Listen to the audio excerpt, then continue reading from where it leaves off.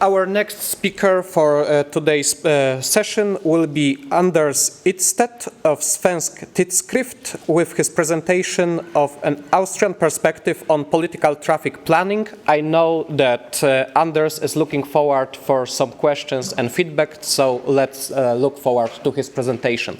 The floor is yours. Can I sit here? Yeah. Yes, of course. Yeah. So, I will make a disclaimer here. It's not, this is mobility, it's not about social mobility or migration, it's actually about travel and transportation. And I've written 2 books. In 2010 I wrote a book about in defense of free mobility on traveling and transportation and how that could be seen as a freedom issue.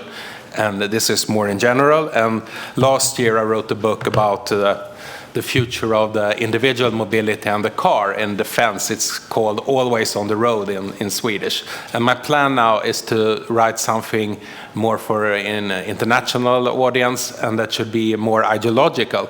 So I will use you as a sort of training for see if my argument works and if you have more suggestions for what should be in a more ideological book to keep me on an Austrian track. So, going back to wealth creation, read Wealth of Nation, Adam Smith. You all know about the baker, butcher, and the brewer, and how they work in self-interest to provide our dinner. But it also he also tells us that when they're specializing, there is the extent of the market, and there is a need for transportation and mobility to extend the market. And when enabled by better and faster transportation, we have bigger markets and more specialization. And this has created a wealth and a free society. But we also remember that repressive regimes always start with regulating and controlling free mobility for individuals. Never forget the Berlin Wall, the 30-year anniversary last year and so. And going back to my home country, Sweden, until 1864, it was actually prohibited for ordinary people to travel. That was a part of a serfdom society, to keep people working at the places where they were supposed to live. So mobility is important for a free society. So why then writing about this today? I think in many other areas of society we have ruled out the planned economy, but looking at transportation and mobility, it's more popular than ever. Today we see a lot of forces trying to regulate and limit free mobility, and they think that transportation could be coordinated to be more efficient. And I'm not talking about smarter business models or in this area or mobility as a service. All these new business models is really smart and could be doing a good thing. But I think it's a problem where the politicians give them preferences and they have control, give them a bigger market.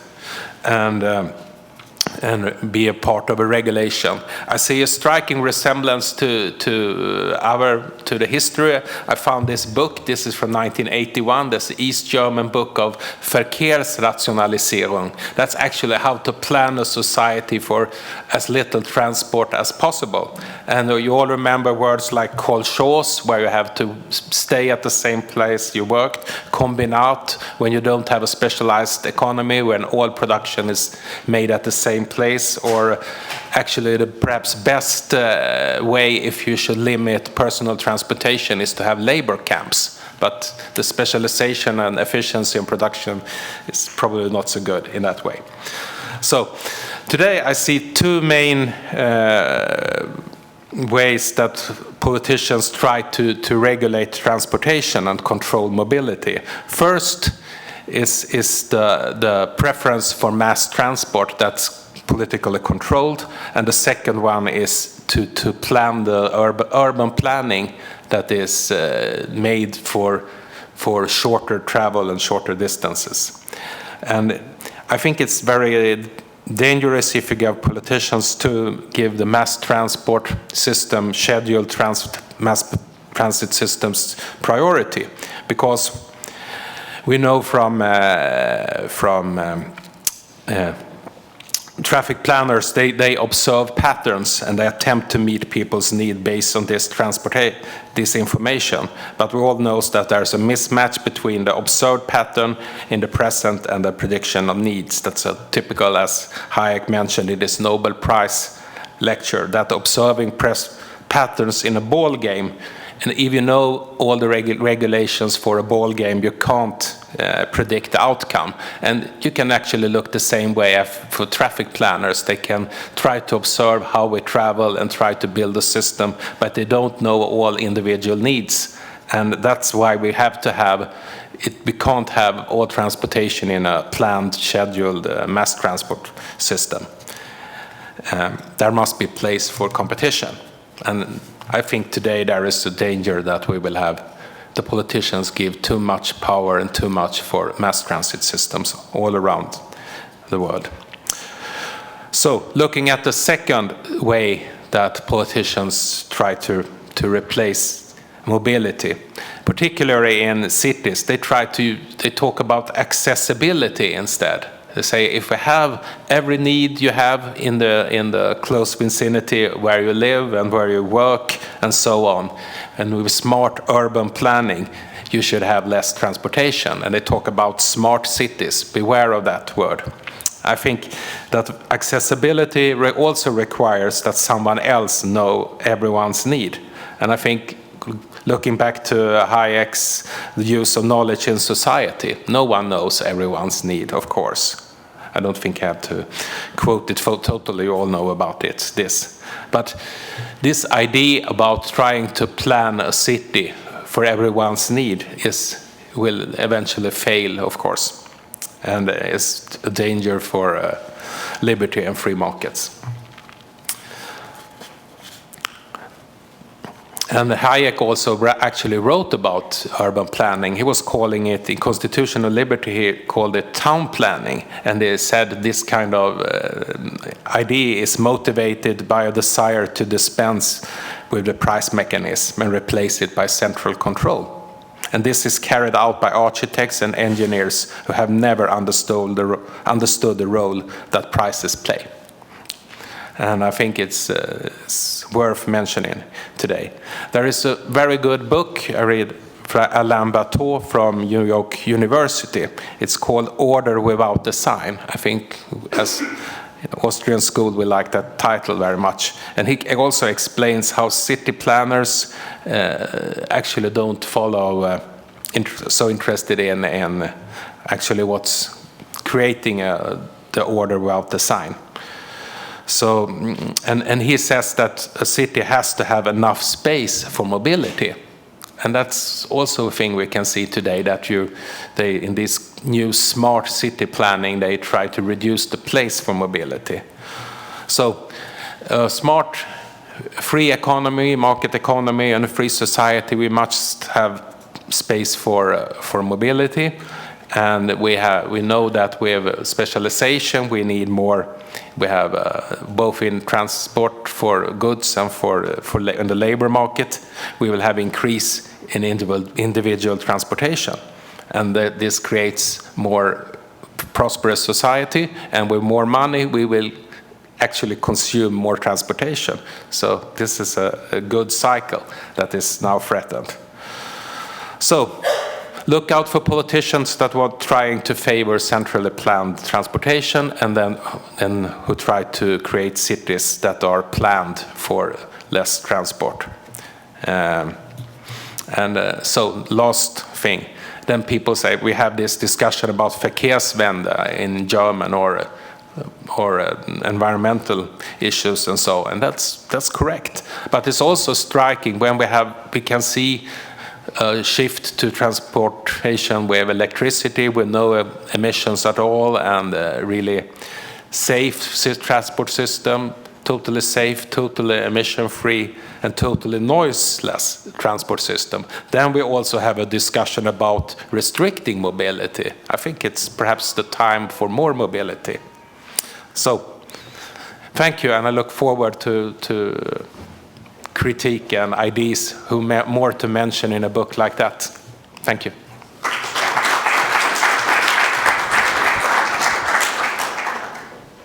progress. We have time for at least 3 questions, so if anyone wants to ask or present feedback.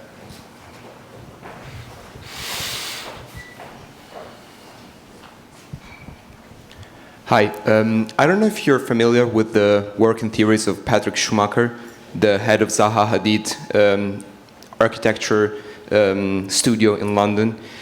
He's an anarchist, capitalist anarchist, but still.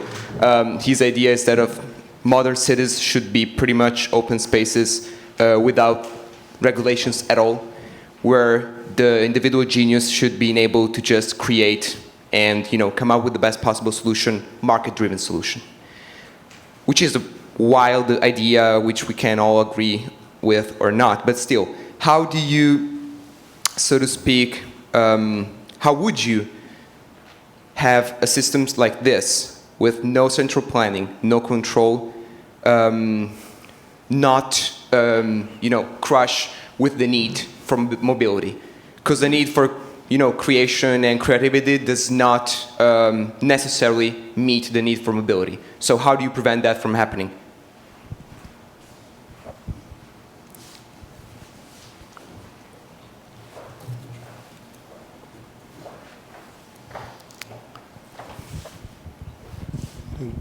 Yeah, I would like to ask, what do you think about the political infringement in the transportation through the taxation and especially through the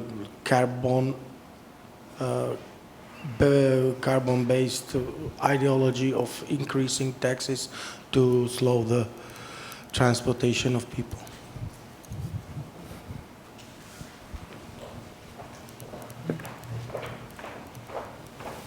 Let's take a break and let others to answer this too, and we will gather 2 more time for this.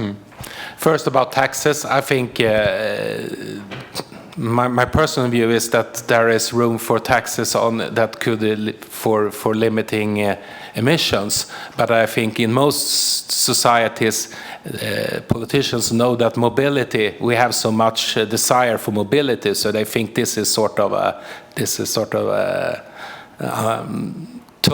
very good source for taxation, and I think that's a big problem because you shouldn't tax mobility per se. That I think is dangerous to a free market and a free society.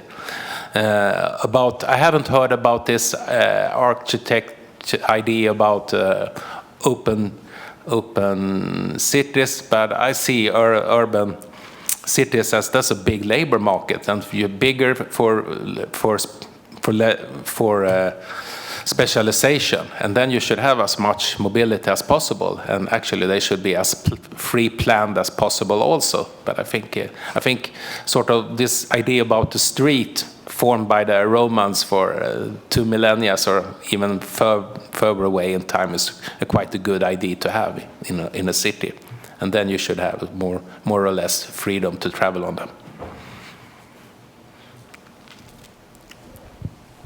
Yes, Mr. Ydstedt, thank you very much for your talk.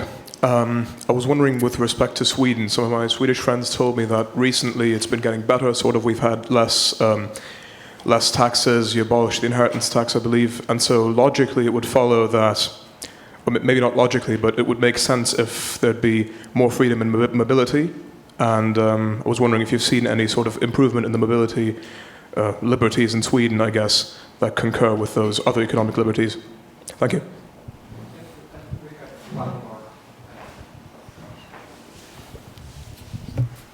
Hello. Can we expect a centrally planned semi-small community to work? For example, the floating cities of the future that we are expecting from the Patrick Friedman and the like, maybe not on water, maybe on land, but the same idea, because in essence they will be centrally planned, some sort of encapistan, let's say, where you know beforehand the rules of the game and where the streets will be, and how the transportation will be happening inside that city, and that city might be, I don't know, 10 people or 10 million. Can we expect that in the future? Thank you for those questions. Others? Yeah, the last question. I'm very skeptical against all ideas to try to predict. I think companies could for their business try to predict, but they always take a risk, and that's the risk for the company. But I don't think a society or a city should take the risk to plan everything, because I think we go into the future with even more and more specialization and more individual needs for what we want in our lives. And the scope for planning is getting smaller and smaller, if there ever has been any scope for planning. I don't believe that. I really didn't understand the question about Sweden, sorry. I was saying that, so my friend said that recently the economic liberties have been improving, you've abolished certain taxes. Yeah. And I was wondering that, shouldn't that be reflected in the traffic liberties as well? Shouldn't the traffic be becoming more liberal as the Yeah. liberalizes? Haven't you seen any? No, that's a very good point. I would be happy if it would be that way, but I think we have it's also there is a big desire in a society, and sometimes I look at this sort of if you got more liberty in one area, you get less in another area, and I'm a little bit afraid that a lot of social engineering that they have lost the market for in other areas, they are moving into like city planning and traffic planning and so on, and we don't see them in our other areas of the society, but we see them unfortunately more and more in this area, and this is a big problem for free market and free societies. Thank you. And we have time for one last question. Gentlemen, I live in Austria, and I found it fantastic what it is, the public transportation in the countryside. People are able to move freely all around the country, and it's very well organized. But it's not the same in countries like Argentina or undeveloped markets. Would this be a subject for undeveloped markets, or to work harder to give the chances to people in the interior of countries to move easier, and like this they will decompress these large cities that they are growing non-stop?